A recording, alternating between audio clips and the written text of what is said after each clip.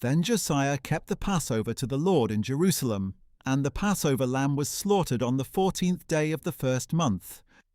He appointed the priests to their duties and encouraged them in the service of the house of the Lord. To the Levites who taught all Israel and were holy to the Lord, Josiah said, "Put the holy ark in the temple, built by Solomon, son of David, king of Israel. It is not to be carried around on your shoulders. Now serve the Lord your God and his people, Israel.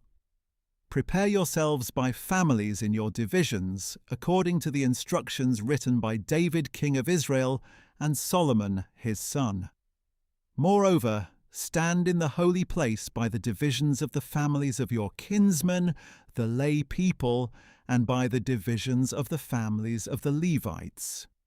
Slaughter the Passover lambs, consecrate yourselves, and make preparations for your fellow countrymen to carry out the word of the Lord given by Moses."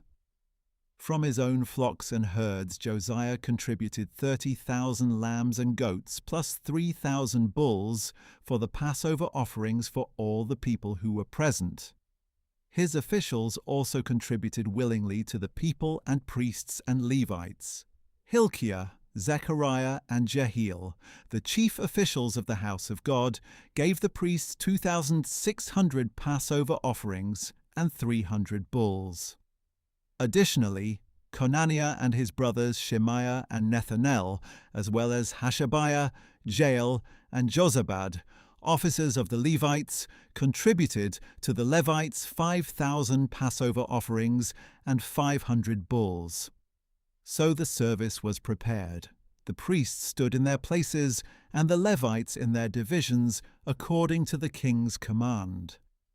And they slaughtered the Passover lambs, while the priests splattered the blood handed to them, and the Levites skinned the animals.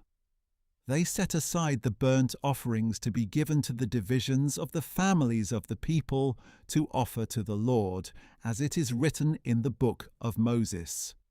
And they did the same with the bulls.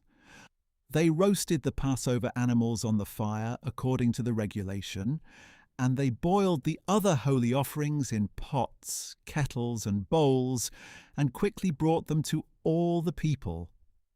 Afterward, they made preparations for themselves and for the priests, since the priests, the descendants of Aaron, were offering up burnt offerings and fat until nightfall.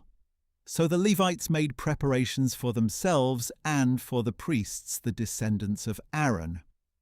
The singers, the descendants of Asaph, were at their stations according to the command of David, Asaph, Heman, and Jeduthun, the king's seer. And the gatekeepers at each gate did not need to leave their posts because their fellow Levites made preparations for them. So on that day the entire service of the Lord was carried out for celebrating the Passover and offering burnt offerings on the altar of the Lord, according to the command of King Josiah. The Israelites who were present also observed the Passover at that time, as well as the feast of unleavened bread for 7 days. No such Passover had been observed in Israel since the days of Samuel the prophet. None of the kings of Israel ever observed a Passover like the one that Josiah observed with the priests, the Levites, all Judah, the Israelites who were present, and the people of Jerusalem. In the 18th year of Josiah's reign, this Passover was observed. After all this, when Josiah had set the temple in order, Necho, king of Egypt, marched up to fight at Carchemish by the Euphrates, and Josiah went out to confront him. But Necho sent messengers to him, saying, "What is the issue between you and me, O king of Judah? I have not come against you today, but I am fighting another dynasty, and God has told me to hurry. So stop opposing God who is with me, or he will destroy you." Josiah, however, didn't turn away from him. Instead, in order to engage him in battle, he disguised himself. He did not listen to Necho's words from the mouth of God, but went to fight him on the plain of Megiddo. There the archers shot King Josiah, who said to his servants, "Take me away, for I am badly wounded." So his servants took him out of his chariot, put him in his second chariot, and brought him to Jerusalem, where he died. And Josiah was buried in the tomb of his fathers, and all Judah and Jerusalem mourned for him. Then Jeremiah lamented over Josiah, and to this day all the male and female singers recite laments over Josiah. They established them as a statute for Israel, and indeed they are written in the Book of Laments.